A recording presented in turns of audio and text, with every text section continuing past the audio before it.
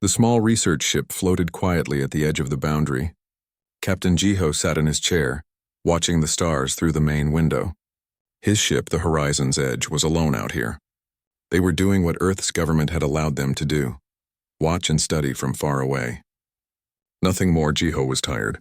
For 15 years, humanity had been trying to join the Galactic Council. For 15 years, the answer had been the same: no. Humans were too dangerous. Earth was a Class 9 death world, the worst kind of planet. The aliens said humans were savage. They said humans were warmongers. They said humans should stay locked away from civilized space. It hurt, but Jiho understood their fear. Earth was a brutal planet. Humans had to fight to survive every day. They had predators, diseases, extreme weather, and they even fought each other. When the aliens first made contact, humanity was still recovering from the unification wars. The aliens saw the weapons, the battle scars, the military strength. They saw monsters. "Captain," Yuna called from her station. She was the communications officer, young and brilliant with languages. "I'm picking up something strange." Jiho turned to her. "What kind of strange?" "A distress signal. It's in the Council's emergency frequency." Yuna's fingers moved quickly over her controls. Her face went pale. "Captain, it's bad. Really bad." The signal came through the speakers. Even though it was in an alien language, Jiho could hear the panic. Yuna worked fast, translating the words into text on the screen. "Emergency. Attack. Kravathi swarm. 3,000 civilians aboard. Life support failing. 48 hours. Please, anyone." Jiho felt his stomach drop. The Kravathi swarm. He knew that name. Everyone in human space knew it. The Kravathi were a nightmare species. Parasites that consumed entire worlds. The Galactic Council had been fighting them for decades with little success. "Where are they?" Jiho asked. Yuna brought up a map. 4 light-years inside Council space. Their engines are damaged. They're drifting toward the Kalith Dead Star system. "Any Council ships responding?" "I'm checking military frequencies." Yuna listened carefully, her expression growing worse. "The nearest Council fleet is 6 days away. The ship only has 2 days of life support left." Jiho closed his eyes. 3,000 people were going to die. 3,000 civilians who had families waiting for them. The Council had refused to help humanity, had called them monsters, had locked them away. But Jiho couldn't let people die. It wasn't in his nature. "Get me Ambassador Hana," he said quietly. The call connected quickly. Ambassador Hana appeared on the screen. She was in her office on Earth's orbital station. She looked exhausted. She had spent 15 years trying to convince the Council to accept humanity. 15 years of rejection. "Captain Jiho," she said. "What's wrong?" He explained the situation. As he spoke, he watched her face change from concern to horror to something else. Determination. "If we cross the boundary, we violate the treaty," she said slowly. "The Council could see it as an act of war." "I know. But if we don't, 3,000 people die," Jiho finished. Hana was quiet for a long moment. Then she nodded. "Send the distress call to Luna Base. Send it to Admiral Daehyun. Let him make the decision. But Jiho, if you can get there faster." "I understand, Ambassador." The connection ended. Jiho looked at his crew. There were only 12 people on his ship. It was a research vessel, not a warship, but they were closer than anyone else. "Set course for the distress signal," Jiho ordered. "Maximum speed." His crew didn't hesitate. They knew what this meant. They were going to break the law. They were going to enter forbidden space, but they were also going to try to save lives. The Horizon's Edge turned and jumped to faster than light speed. Meanwhile, on Luna Base, the emergency signal reached Fleet Admiral Daehyun. He was a big man with gray hair and scars on his face from the old wars. He had fought to unite humanity under one banner. He had seen the worst of what humans could do to each other, but he had also seen the best. He read the distress call 3 times. Then he called an emergency meeting. Within an hour, Earth's military and political leaders filled the conference room. Ambassador Hana joined by video link. Admiral Daehyun stood at the head of the table. 3,000 alien civilians are dying. He said simply, "We can reach them. The Council cannot. What do we do?" The room erupted in argument. Some said it was a trap. Some said it was none of Earth's business. Some said humanity should focus on its own survival. Ambassador Hana's voice cut through the noise. This is our chance, she said. For 15 years, we've tried to prove we're not monsters. We've sent messages, offered help, shared technology. They've refused everything, but now they need us. Now we can show them who we really are. Or we start a war, someone said. Maybe, Hannah admitted. But I'd rather start a war trying to save lives than sit here and prove them right about us. They call us savage. They call us warmongers. Let's show them what humans really do when someone needs help. Admiral Daehyun looked around the room. He saw fear. He saw anger. But he also saw something else. He saw the same thing he'd seen in every human soldier he'd ever commanded. The refusal to abandon someone in need.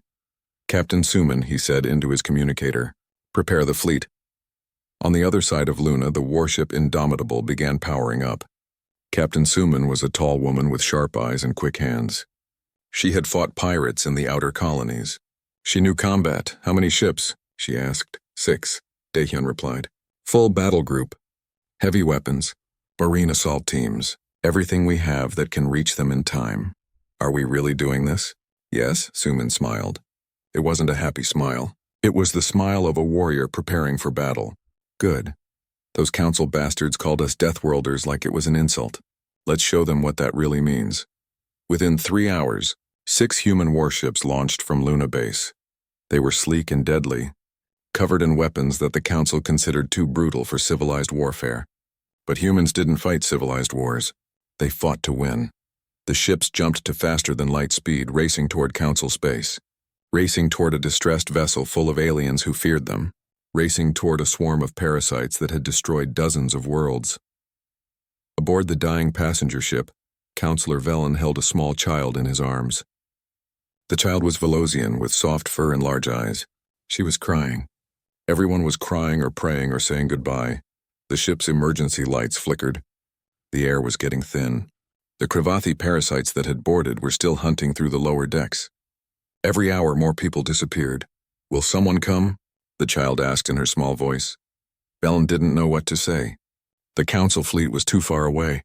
Everyone knew it. They were going to die out here in the dark. Then the ship's communication system crackled to life. Distressed vessel, this is the Earthship Horizon's Edge.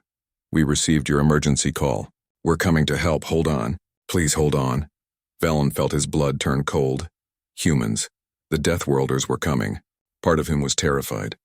But another part, the part holding a dying child, felt something he hadn't expected. Hope. Captain Jiho's small ship arrived first. The moment they dropped out of faster-than-light speed, they saw the disaster. The passenger ship was massive, built to carry thousands. But now it was dark and damaged. Pieces of hull floated around it like dead leaves. Scorch marks covered its surface where weapons had burned through. Life signs? Jiho asked. Yuna checked her sensors. I'm reading about 2,800. They've lost people. Her voice was quiet. Captain, I'm also reading Kravathi biosigns. At least 500 of them. They're inside the ship. Jiho felt anger rise in his chest. The parasites were still there, hunting. He opened a communication channel. Passenger ship, this is Captain Jiho of the Horizon's Edge. We're here to help. For a long moment, there was silence. Then a shaking voice responded in the common galactic language. You're human? Yes, our military fleet is 32 hours behind us. Can you hold out that long? Another pause. We're almost out of air. The Kravathi are still hunting us. We've locked ourselves in the upper decks, but they're breaking through. The voice became desperate. You're really here to help us? Yes, Jiho said firmly. I promise you. Help is coming. He could hear crying through the communication. Relief and fear mixed together. Jiho's ship was too small to do much. He had no weapons that could hurt the Kravathi. He had no way to dock with the damaged ship safely. All he could do was stay close and wait for the fleet. Those 32 hours felt like years. The Indomitable and 5 other human warships pushed their engines as hard as they could. Captain Suman walked through her ship, checking on her crew. They were ready. Marines in powered armor stood in the deployment bay. Medical teams prepared their equipment. Engineers loaded cutting tools for breaching operations. What do we know about the Kravathi? Asked Commander Minji, the tactical officer. They're parasites, Suman explained. They infect living hosts and use them as warriors. Fast, strong, hard to kill. The Council usually fights them with long-range weapons because getting close is suicide. She smiled coldly. Lucky for these civilians, humans are very good at close combat. Minji pulled up tactical data. The passenger ship is nearly dead in space. If we're going to evacuate those people, we need to clear out the Krivathi first. That's exactly what we're going to do. Suman activated the ship-wide communication. All hands, this is the captain. In 30 hours, we're going into a hot zone. There are civilians who need us. There are parasites who will try to stop us. We're going to save every person we can, and we're going to send those bugs back to hell. This is what we trained for. This is what Earth does. We protect those who can't protect themselves. The crew responded with a roar of approval. In the cargo bay, Hyun checked his combat armor one more time. He was the leader of Ghost Squad, 12 Special Forces soldiers who specialized in ship-to-ship combat. They were the best of the best, trained in zero-gravity fighting and close-quarters battle. "How many bugs are we expecting?" asked one of his team. "About 500, Hyun replied calmly. "Maybe more. 12 of us against 500 of them. Fair fight," the squad laughed. It was dark humor, but it helped with the fear. They all knew the Krivathi were dangerous, but they also knew what they were capable of. They had trained their entire lives for moments like this. Time passed slowly. On the passenger ship, conditions got worse. The air was thin. People were suffocating. The Krivathi broke through another barrier, killing 20 more civilians before the survivors could seal the next door. Counselor Velen tried to keep everyone calm. It was hard. They were dying slowly, and they knew it. Some people had given up hope. Others prayed to their gods. The small Velosian child stayed close to Velen, too weak to cry anymore. Then, 36 hours after the first distress call, the sensors detected something. Multiple ships dropping out of faster-than-light speed nearby. Big ships. Military ships, human ships, the viewing screens showed them clearly. 6 warships, dark and angular, covered in weapons. They looked nothing like Council ships. Council vessels were smooth and elegant. These human ships looked brutal and efficient, built for war. Fear spread through the survivors. They had heard stories about humans. Violent stories. Frightening stories. Now these Deathworlders were here, and the civilians didn't know if they were being rescued or if they had jumped from one nightmare into another. Captain Suman's face appeared on the communication screen. She looked serious but not cruel. "Passenger ship, this is Captain Suman of the Earth Defense Ship Indomitable. We're here to help. We're going to send boarding teams to eliminate the Krivathi and then evacuate everyone to our ships. Please tell your people not to be afraid. We're here to save you, not hurt you." Counselor Velen stared at the screen. The human captain looked tired but determined. Her eyes were strange to him. Predator's eyes that could see in Earth's bright light. But there was something else in those eyes. Compassion. "What do you need us to do?" Velen asked. "Stay in the safe zones. Lock every door you can. Give us access codes to the sections where the Krivathi are. And trust us, that was asking a lot. But what choice did they have?" "Understood," Velen said. Suman nodded and the screen went dark. Then things happened very quickly. The human ships moved into position around the passenger vessel. One ship, smaller and faster, matched speed with the damaged ship and attached to its hull with magnetic clamps. Cutting torches activated, burning through the outer doors. Inside the ship, the Krivathi sensed the new arrivals. They were hungry and aggressive, ready to defend their prey. 500 infected hosts moved toward the breach point, ready to swarm the intruders. The airlock opened. The Krivathi charged forward. They ran straight into hell. Hyun and Ghost Squad came through the breach like a storm. Their powered armor made them fast and strong. Their weapons were designed for one purpose: killing in close quarters. The first wave of Krivathi died before they understood what hit them. "Moving forward," Hyun reported calmly. "Contact confirmed. Hostiles are aggressive but disorganized. The Krivathi were fast and vicious, but they had never fought anyone like this before. Council soldiers tried to avoid close combat. Humans embraced it. The Ghost Squad moved through the corridors in perfect formation, weapons firing, armor taking hits that would kill an unprotected person. On the human ships, the survivors watched through camera feeds. They saw the armored soldiers moving through the dark corridors. They saw the Krivathi attacking in waves. They saw the humans cut them down without hesitation. "They're so fast," someone whispered. "They don't retreat," another said in awe. Counselor Velen watched in silence. He had studied Earth's history during the quarantine debates.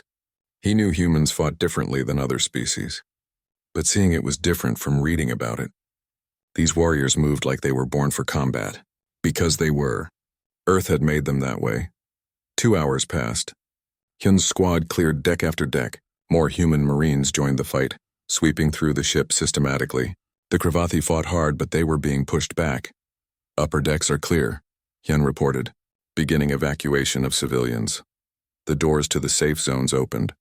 Human soldiers in armor stood there, but now they held their weapons down. One of them removed his helmet. It was a young man with kind eyes. "It's okay," he said in careful galactic common language. "You're safe now. We're going to take you to our ships." Nobody moved. They were too scared. Then the small Velocian child stepped forward. She looked up at the human soldier, so tiny compared to his armored form. "You came?" she said softly. "You really came." The soldier knelt down to her level. "Of course we came. Nobody gets left behind." He picked her up gently, holding her carefully despite the combat armor. The child put her small arms around his neck. That broke the spell. The survivors started moving, following the human soldiers toward the evacuation routes. They were still afraid, but they were also alive. And these frightening Deathworlders had saved them. The evacuation was going well. Human soldiers carried injured aliens carefully to the docked ships. Medical Officer Taeyang worked in the makeshift medical bay, treating wounds and calming frightened civilians. He spoke gently to each patient, even though many of them flinched when he came near. "It's all right," he told an elderly Kortasi woman whose arm was broken. "I'm just going to set this bone. It might hurt a little." She stared at him with fearful eyes. "You're not going to eat me?" Taeyang blinked in surprise. Then he realized what she meant. Humans were predators. They had forward-facing eyes and sharp teeth. The old woman thought he was a monster. "No," he said gently. "We don't eat people. We're here to help." He set her bone carefully and wrapped it. The woman watched him work, her fear slowly fading. When he finished, she touched his hand with her good one. "Thank you," she whispered. On the bridge of the Indomitable, Commander Minji studied her sensors with growing concern. "Captain, I'm detecting movement in the shadow of the dead star." Captain Suman moved to her station. "What kind of movement?" "Multiple biosignatures. Big ones." Minji's face went pale. "Captain, it's a Kravathi fleet. 12 ships. They were hiding and waiting." Suman felt her stomach tighten. 12 Kravathi bioships against 6 human vessels. And they had over 2,000 civilians aboard now. People who couldn't fight. "How long until the evacuation is complete?" "At least 2 more hours." "We don't have 2 hours." Suman activated the fleet communication. "All ships, this is Indomitable. Kravathi fleet incoming. Position yourselves between the hostiles and the civilian transport. We hold them here." The human warships moved into formation. It was a defensive position, protecting the damaged passenger ship behind them.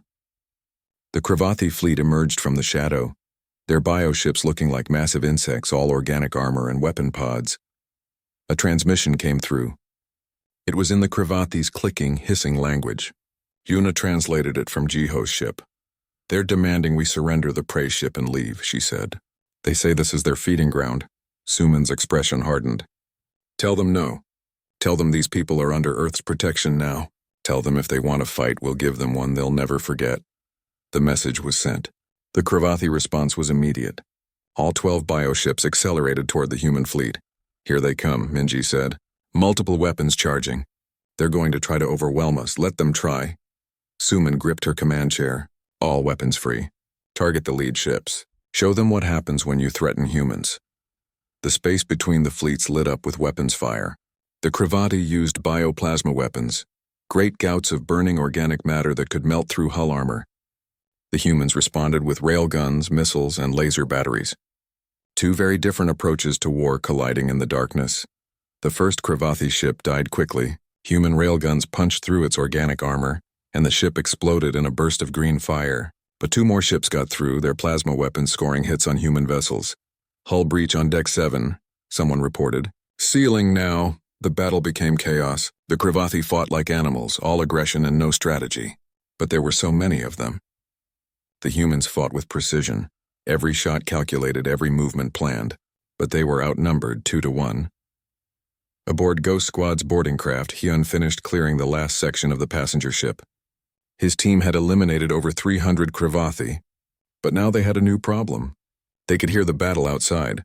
"Squad, we're done here. Get back to the Indomitable. They ran through the corridors toward their ship. Behind them, the last few Krivathi gave chase. Hyun was the last one through the airlock. As he turned to seal it, a Krivathi warrior lunged at him. The creature was fast, faster than it should be. Its claws scraped against his armor. Hyun brought his weapon up and fired point blank. The Krivathi died, but not before its blood sprayed across Hyun's helmet. "Are you infected?" one of his squad asked urgently, armor held. "I'm clean." Hyun sealed the airlock and they launched back toward their ship. Outside, the battle intensified. One human ship, the destroyer Vigilant, took heavy damage from 3 Krivathi ships at once. Its engines failed and it started drifting. "Vigilant is down," Minji reported. "They're evacuating to escape pods. Cover them," Suman ordered. "Don't let those bugs get the survivors." The Indomitable moved to protect the escape pods, its weapons blazing. 2 more Krivathi ships died, but the cost was high. The human fleet was taking damage on all sides. Then something changed. Commander Minji noticed it first on her tactical display. The Krivathi were focused on one target now. The largest bioship, the one that had to be their queen's vessel, was making a direct run toward the human formation. "Captain, the flagship is accelerating. It's not firing weapons." Minji's voice rose. "It's ramming speed. They're going to try to crash into us." Suman understood immediately. If that massive ship hit them, it would destroy the Indomitable and probably damage the ships behind them. The civilians they had just rescued would be exposed. She had seconds to make a decision. "All hands brace for impact. Helm, intercept course. Full speed." "Captain?" the helmsman asked in shock. "You heard me. We're going to ram them first." The Indomitable turned and accelerated directly toward the Krivathi queen ship. The 2 massive vessels rushed at each other like ancient warriors charging into battle. On both ships, crews held on and prepared for the collision. At the last moment, Suman gave one more order. "All hands abandon ship. Emergency evacuation, go now." Escape pods launched from the Indomitable like seeds from a flower. The crew ran for the evacuation routes. Suman stayed on the bridge with a skeleton crew, keeping the ship on course. The Indomitable and the Krivathi queen ship met in the center of the battlefield. The impact was tremendous. Metal and organic material crumpled together, the queen ship's core ruptured, and the explosion lit up space like a new star. The Indomitable broke apart, but its sacrifice had worked. The queen ship was destroyed. The escape pods drifted away from the wreckage, their occupants shaken but alive. Without their queen, the remaining Krivathi ships faltered. Their coordination broke down. They were just angry animals now, lashing out without purpose. The 5 remaining human ships pressed their advantage. They were damaged and tired, but they weren't done fighting. Within 20 minutes, 3 more Krivathi ships were destroyed. The last 4 finally broke off and fled into deep space. Silence fell over the battlefield. Debris floated everywhere. 2 human ships were heavily damaged. The Indomitable was gone, but the passenger ship full of civilians was safe. The evacuation was complete. Nearly 3,000 alien lives had been saved. The cost was high. Captain Suman's escape pod was recovered, but many others from her ship were not. 89 humans had died in the battle. Ensign Junho had stayed at his post, buying time for others to evacuate. He never made it out. On the bridge of the human ship Defiant, now the temporary flagship, the exhausted crew took stock. They had won, but it didn't feel like victory. It felt like survival. Counselor Veln stood in the observation deck looking at the wreckage. The small Velosian child was beside him, safe now. Around them, hundreds of other survivors gathered. They were all alive because humans had come when no one else could. One of the aliens, a young Cortasi male, spoke what many were thinking. "They saved us. They knew they might die, and they came anyway." "They called them monsters," an elder said quietly. "We were wrong. We were so wrong." Outside, human rescue teams were searching for survivors in the debris. They searched for their own people, and for any Krivathi victims who might still be alive. They found 3 alien escape pods that had launched from the damaged passenger ship before the humans arrived. The people inside had been drifting for 2 days, almost dead. Human medics brought them aboard and began treatment immediately. They worked just as hard to save these strangers as they had their own crew. Watching all of this, Counselor Veln made a decision. He was a member of the Galactic Council. He had voted to maintain Earth's quarantine 3 times. He had believed humans were too dangerous to join galactic civilization. He had been a fool. "Get me a communication channel to the council," he told the nearest human officer. "Priority 1. I need to speak to them immediately." The officer nodded and set up the connection. Velm didn't know if the council would listen, but he was going to try. These humans deserved better than to be locked away like criminals. They deserved recognition. They deserved respect. They deserved to be called what they truly were, heroes. The human fleet limped toward the nearest safe system. 2 ships were badly damaged. The crew worked day and night to keep the engines running. In the medical bays, Taeyang and his team cared for the wounded. Humans and aliens lay side by side, all receiving the same care. One patient was different. He was Cravathi, or had been before the parasite took him. The human medics had captured him during the battle, and the parasite had died from its injuries. Now the host, a young Velosian male, lay unconscious on the medical bed. "Why are we treating him?" asked a nurse. "He tried to kill us." "Because he was infected," Taeyang said firmly. "It wasn't his choice. The parasite controlled him. Now he's just a victim who needs help." The nurse looked uncomfortable but nodded. This was the human way. Even enemies deserved mercy when the fight was over. Captain Suman sat in the temporary quarters they had given her. Her ship was gone. Her crew was scattered. Some of her people would never go home. She stared at the list of names, the ones who had died. Ensign Junho was at the top. He had been 23 years old. A knock came at her door. "Come in," she said tiredly. It was Counselor Velm. The tall, reptilian alien looked uncomfortable in the human-sized doorway. But he entered respectfully. "Captain Suman, I wanted to speak with you." "I'm not captain of anything anymore," she said bitterly. "My ship is debris. You're the captain who saved 3,000 lives." Velm sat down carefully. "I wanted to thank you, and to apologize." Suman looked at him with tired eyes. "Apologize for what?" "For voting to keep your people locked away. For believing the lies about humans being monsters. For not seeing the truth." Velm's voice was heavy with regret. "I have been a member of the council for 40 years. I thought I was wise. I was a fool. You weren't the only one who voted that way." "No, but that doesn't make it right." Velen leaned forward. "Captain, I'm going to call an emergency council session. I'm going to tell them everything that happened here. I'm going to fight for Earth's membership. But I need to ask you something first." "What?" "Why did you come? You knew it would be dangerous. You knew the council might see it as an attack. Why risk everything for people who have rejected you?" Suman was quiet for a long moment. Then she said, "Because that's what we do. When someone calls for help, we answer. It doesn't matter if they like us or not. It doesn't matter if they're afraid of us. What matters is that they needed help and we could give it. Even at the cost of your own lives? Especially then." Suman's voice became stronger. "You want to know what makes humans different, Counselor? It's not that we're violent. Lots of species can fight. It's not that we're from a death world. That's just where we grew up. What makes us different is that we refuse to let the strong prey on the weak. We refuse to let people die when we can save them. Earth tried to kill us every day and we survived by protecting each other. That's what we are. That's what we'll always be." Velm felt something strange. His species didn't cry, but if they could, he would be crying now. "I will tell the council this. I will make them understand." Over the next 2 days, news of the rescue spread across the galaxy. The survivors were sharing their stories. Videos of the battle circulated on every civilized world. The galaxy watched human soldiers carrying alien children to safety. They watched human ships sacrifice themselves to protect civilians.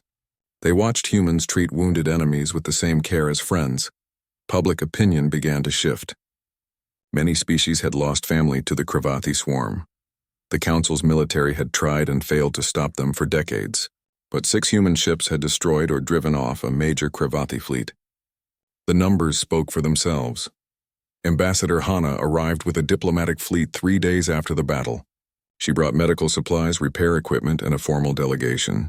When she saw the survivors and heard their stories, she knew everything had changed. "The Council has agreed to hear testimony," she told the gathered human officers. "They're convening in 1 week. This is our chance. Will they listen?" asked Captain Jiho. "After what happened here?" "They have to." Hana looked around at the exhausted faces. "But we need to be smart. They're afraid of us. We need to show them that fear is unnecessary, but we also need to show them we're not weak." Admiral Daehyun joined the meeting by video link from Luna Base. His face was grave. The political situation on Earth is complicated. Some people are angry that we lost ships and lives for aliens who rejected us. Others are proud. The media is covering everything. What's your recommendation, Admiral? Hana asked. Tell the truth. Show them who we are. Don't apologize for being strong, but make it clear that strength is meant to protect, not to conquer. He paused. And make sure they understand that we're not going away. Earth is here. Humanity is here. They can work with us or against us, but they can't ignore us anymore. The week passed quickly. Funeral services were held for the human dead. The aliens attended, standing respectfully as the names were read. Many of them brought flowers from their homeworlds, a gesture of respect.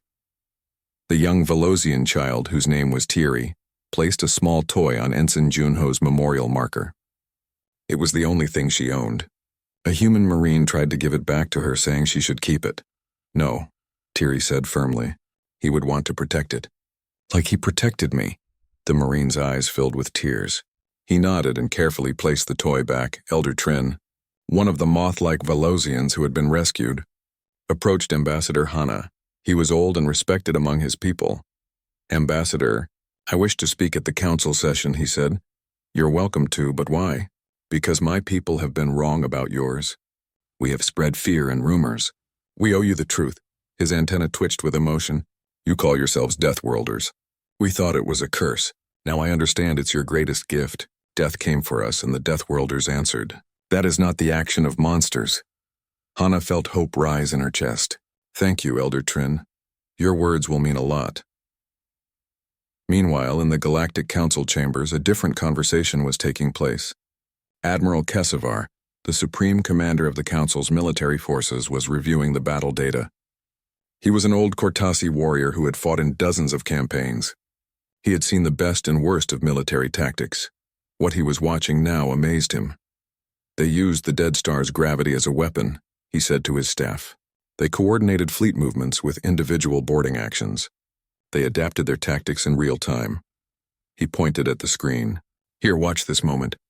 The humans realized they were outnumbered, so they didn't try to fight a traditional engagement. They made it personal. Close combat, ship ramming. They turned it into the kind of fight where numbers matter less than determination. It's barbaric, one of his officers said. It's effective, Kesevar corrected. The Kravathi have destroyed 17 council fleets in the last 50 years. These humans destroyed or routed a Kravathi attack group with only 6 ships, and they did it while protecting civilians. Are you saying we should let them join the council? Kesevar was quiet for a long moment. Then he said, I'm saying we can't afford not to. These humans understand something we've forgotten. War isn't about elegant tactics or advanced weapons. It's about the will to protect what matters, no matter the cost. The council session was scheduled to begin in 2 days. The galaxy was watching. The humans had proven they could fight. Now they had to prove they could be trusted. In her quarters, Hana practiced her speech. She had worked on it for days, but it still didn't feel right. How do you convince people who have feared you for 15 years that you're not their enemy? Captain Suman found her there. Can't sleep either? Too much thinking. Hana rubbed her eyes. What if they still say no? Then we keep trying. Or we don't. Either way, we did the right thing. Those people are alive because we didn't give up on them. I know, but I want more than that. I want humanity to have a place in the galaxy. We've been alone for so long. Suman put a hand on her shoulder. We're not alone anymore. We have 3,000 people who will tell anyone who listens what we did for them. That's more powerful than any weapon. 2 days later, the council chambers filled with representatives from 47 civilized systems. The air was tense. This session would decide humanity's future. Councillor Veln had called this meeting. Now he had to convince his fellow council members to do something unprecedented. Admit they were wrong. The council chamber was a massive room, built to hold representatives from dozens of worlds. Each species had their own section with atmosphere controls and seating designed for their biology. At the center was the speaker's platform where Councillor Veln now stood. Ambassador Hana sat in the visitors' gallery with Captain Suman, Captain Jiho, and other human representatives. They were not allowed to speak unless asked. For now they could only watch.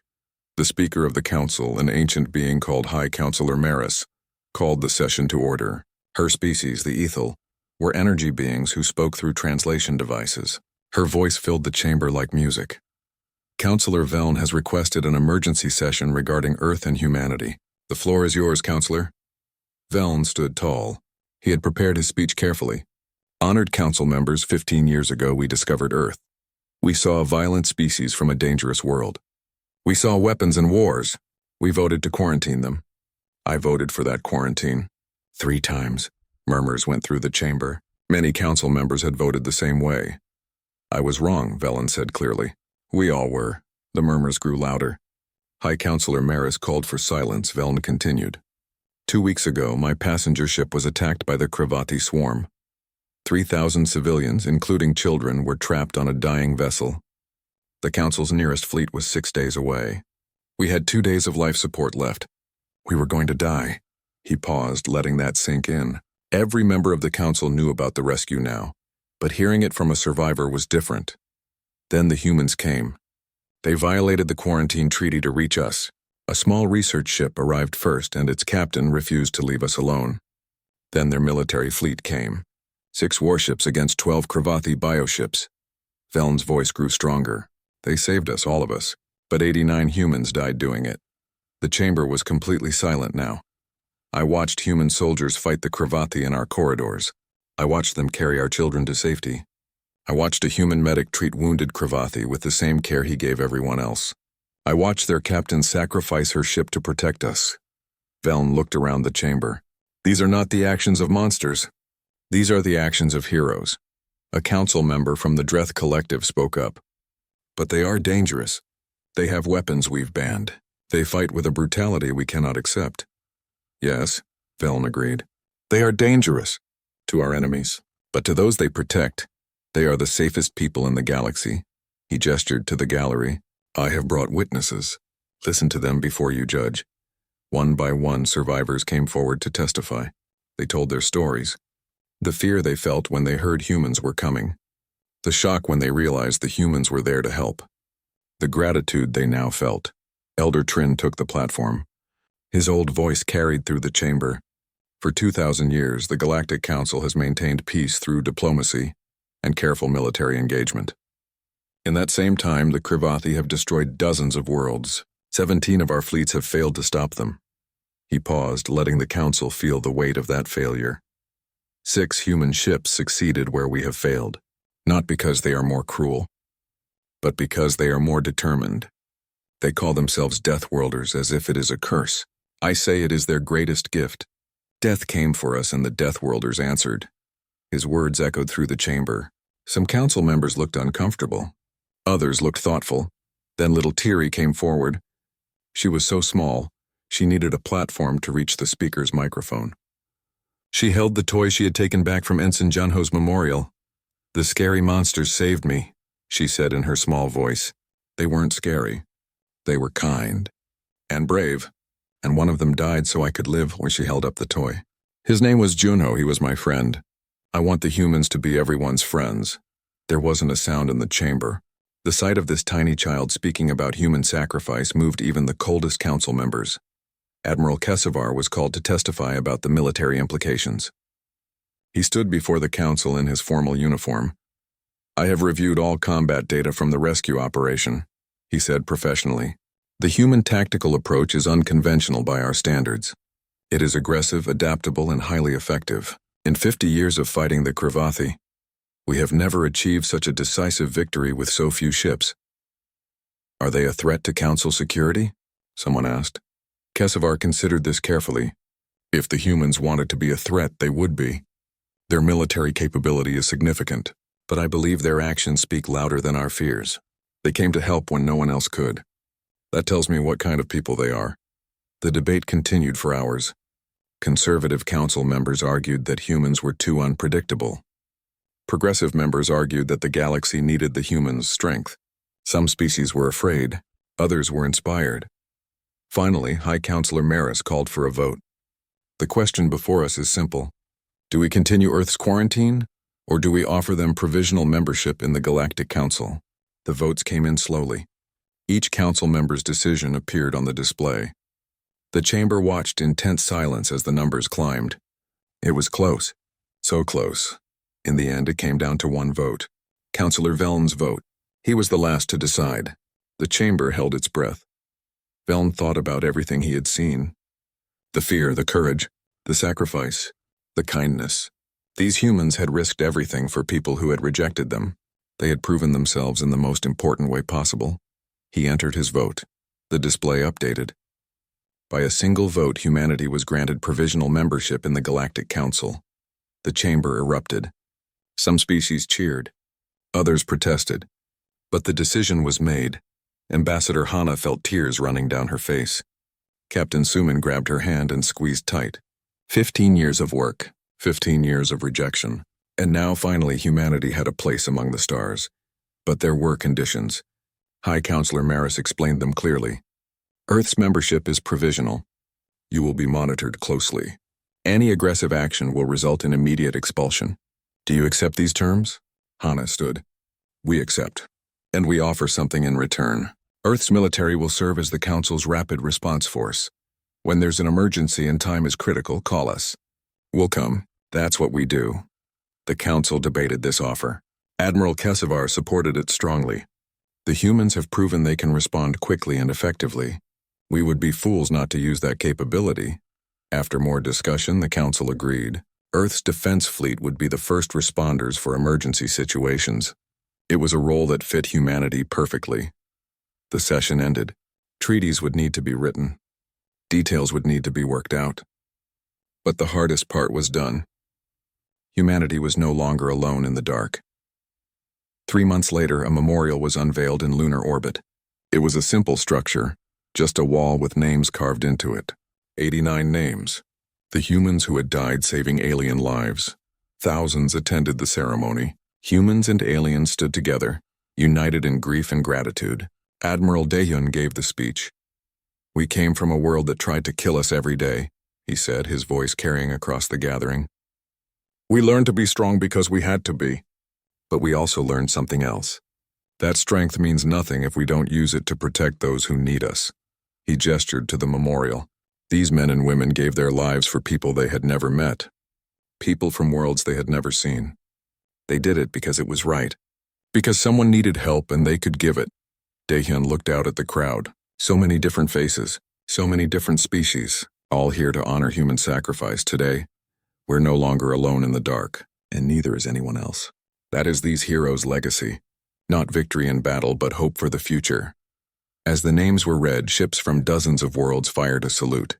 The lights reflected off the memorial, making the names shine like stars. Captain Suman stood with the survivors from the passenger ship. Counselor Veln was there. Elder Trin was there. Little Tiri was there holding the hand of Tiri's parent. They had all come to pay their respects. Are humans still scary? Tiri asked her parent. The adult Velosian looked at Captain Suman, who was crying quietly for her lost crew. Only to those who mean us harm, the parent said. To friends, they're the bravest beings in the galaxy. 3 years passed. The Treaty of Earth was formalized. Humanity became full members of the Galactic Council. Earth's Rapid Response Force responded to 17 emergencies in that time, saving thousands more lives.